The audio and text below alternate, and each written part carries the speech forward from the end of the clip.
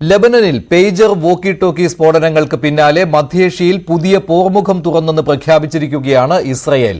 യുദ്ധം പുതിയ ഘട്ടത്തിലേക്ക് കടന്നെന്ന് സൈനികരോട് ആഹ്വാനം ചെയ്തിരിക്കുകയാണ് ഇസ്രയേൽ പ്രതിരോധ മന്ത്രി. സ്ഫോടന പരമ്പരയിൽ മരണം 34 ഉയർന്നിട്ടുണ്ട്. രഞ്ജിത്ത് രാമചന്ദ്രൻ ചേരുകയാണ് കൂടുതൽ വിവരങ്ങളുമായി ന്യൂസ് ഡെസ്കിൽ നിന്ന്. രഞ്ജിത്ത്, ഹിസ്ബുല്ല നേതാക്കളുടെ സംസ്കാര ചടങ്ങിനിടെയാണല്ലോ പൊട്ടിത്തെറിയുണ്ടായത്. വീണ്ടും അത് വോക്കി ടോക്കികളായിരുന്നു. ഇപ്പോൾ ഏത് സമയത്തും എവിടെയും ലെബനനിൽ സ്ഫോടനമുണ്ടാകും എന്നുള്ള ആശങ്ക നിലനിൽക്കുകയാണല്ലോ. ഇതിപ്പോൾ ഇസ്രായേൽ തന്നെ സ്ഥിരീകരിച്ച പോലെയായില്ലേ ഇസ്രായേൽ പ്രതിരോധ മന്ത്രിയുടെ ഈ പ്രഖ്യാപനം? തീർച്ചയായും മൊസാദാണ് ഈ സ്ഫോടനങ്ങൾക്ക് പിന്നിൽ, സ്ഫോടന പരമ്പരകൾക്ക് പിന്നിൽ എന്ന കാര്യത്തിൽ ഏതാണ്ടൊരു സ്ഥിരീകരണം വന്നിരിക്കുകയാണ് മഞ്ജുഷ. അതിന്റെ ഭാഗമായി തന്നെയാണ് മധ്യേഷ്യയിൽ തങ്ങൾ പുതിയ പോർമുഖം തുറക്കുകയാണ് എന്ന പ്രഖ്യാപനം ഇസ്രായേൽ അതിന്റെ ഭാഗത്തു നിന്ന് ഉണ്ടാകുന്നത് എന്നുള്ളതാണ്. അതിനിടയിൽ ഈ മധ്യേഷ്യയിൽ പ്രത്യേകിച്ച് ലെബനിലൊക്കെ വലിയ ഭീതിയാണ് ജനങ്ങൾക്കിടയിൽ പടർന്നിരിക്കുന്നത് എന്ന് പ്രധാനപ്പെട്ട കാര്യമാണ്.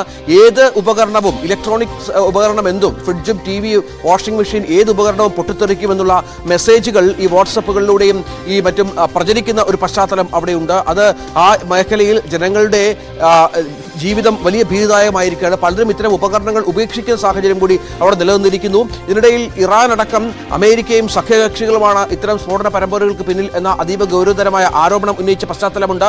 അങ്ങനെ മൊസാദ് വളരെ കൃത്യമായി ആസൂത്രണം ചെയ്ത് നടപ്പിലാക്കിയ ഒരു സ്ഫോടന പരമ്പരയാണ് എന്ന കാര്യം തന്നെയാണ് ഇപ്പോൾ സ്ഥിരീകരിക്കപ്പെട്ടിരിക്കുന്നത് എന്നുള്ളതാണ്. ഇതിനിടയിൽ ഇറാഖിൽ നിന്നും മറ്റും മരുന്നുമായും മറ്റും ഒരുപാട് വിമാനങ്ങൾ ഇപ്പോൾ ലെബനിലേക്ക് എത്തിക്കൊണ്ടിരിക്കുകയാണ്.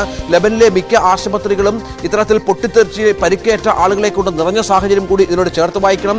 അവസ്ഥ നമ്മൾ പുറത്തു കാണുന്നതിനേക്കാളും അതീവ ഗുരുതരമാണ് എന്ന് തന്നെയാണ്. കാരണം അംഗഭംഗം വന്ന മനുഷ്യരാണ് എവിടെയും എന്നതാണ്. അത് ലെബന്റെ സ്ഥാനപതിക്ക് പോലും ഗുരുതരമായി, ഇറാന്റെ സ്ഥാനപതിക്ക് പോലും ഗുരുതരമായി പരിക്കേറ്റ പശ്ചാത്തലം നമ്മൾ കണ്ടതാണ്. അങ്ങനെ 34 മരണമെത്തിയിരിക്കുന്നു. 3500ഓളം ആളുകൾക്ക് പരിക്കേറ്റിരിക്കുന്നു. ഇവരിൽ പലരുടെയും പരിക്ക് ഗുരുതരമാണ്. കൈകാലുകൾ പോലും പോയ, കണ്ണുകൾ പോലും തകർന്നു പോയ ആളുകൾ ഇക്കൂട്ടത്തിലുണ്ട് എന്നുള്ളതാണ്. ഏതാണ്ട് 5000 പേജറുകളിൽ 3000ഓളം പേജറുകൾ, അതായത് ഏതാനും മാസങ്ങൾക്ക് മുൻപ് ഹിസ്ബുള്ള വാങ്ങിയ 5000ഓളം പേജറുകളിൽ 3000 പേജറുകൾ പൊട്ടിത്തെറിച്ചു. ബാക്കി പേജറുകൾ ഏതാണ്ട് പൂർണ്ണമായും ഉപേക്ഷിച്ച മട്ടാണ്. അങ്ങനെ വല്ലാത്ത അവസ്ഥയിലാണ്, ഭീതിജനകമായ അവസ്ഥയിലാണ് മധ്യേഷ്യ. രഞ്ജിത്ത് രാമേന്ദ്രനാണ് ന്യൂസ് ഡെസ്കിൽ നിന്ന് വിവരങ്ങൾ നൽകിയത്.